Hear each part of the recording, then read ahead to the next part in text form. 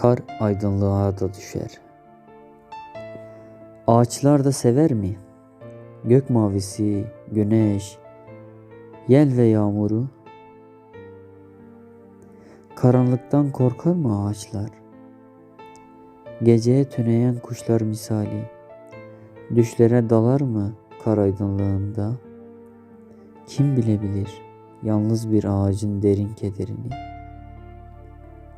Bazen de zamanın donduğu anlar, bir yerlerden çıka gelir işte, bir ezgi kapımı çalar.